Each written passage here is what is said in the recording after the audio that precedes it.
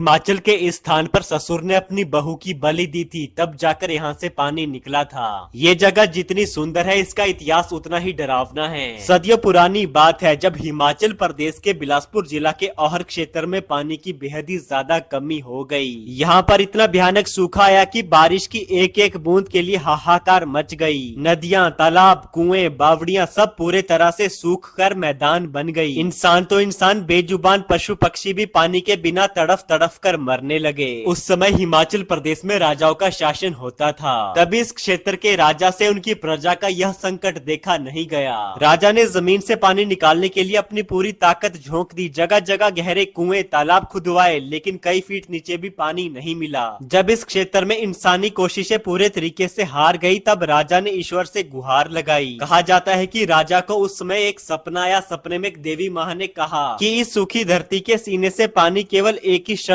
पर निकल सकता है। अगर राजा के बड़े बेटे की बलि दी जाए तो इस सूखे स्थान से पानी निकल आएगा। ये शर्त सुनते ही राजा के पैरों के तले जमीन ही खिसक गई। राजा के सामने एक तरफ उनकी तड़पती हुई प्रजा थी, दूसरी तरफ उनका परिवार था। यह शर्त सुनने के बाद राजा काफी ज्यादा परेशान रहने लगा। काफी दिन बीतते गए। दिन बीतने के कारण काफी ज्यादा पशु पक्षी और इंसानों की भी मौत पानी की कमी के कारण हो रही थी। उसके बाद राजा ने यह पूरी बात गाँव के पंडित को बताई। उसके बाद गांव के पंडित ने राजा को बताया कि अगर वो अपने बेटे की जगह अपनी बहू की बलि दे तो शायद गांव से पानी निकल सकता है। बता दे कि राजा की एक बहू थी, उसका नाम रुक्मणी था। रुक्मणी का एक दूधमुहा बच्चा था। वो अपने दूधमुहे बच्चे के साथ अपने मायके में गई हुई थी। उसके बाद राजा ने अपनी बहू को मायके से बुलाया। जब रुक्मणी अपने दूधमुहे बच्चे के साथ अपने ससुराल पहुंची तो राजा ने दुखी मन के साथ उसे पूरी बात बताई। रुक्मणी को जब यह पूरी बात की समझ आई तो वह तुरंत से अपनी बलि के लिए मान गई। उसके बाद राजा ने मिस्त्रियों को बुलाया और रुक्मणी को जिंदा चिनवाने की योजना बनाई। उसके बाद एक दिन निश्चित किया गया और रुक्मणी को चिनवाया गया।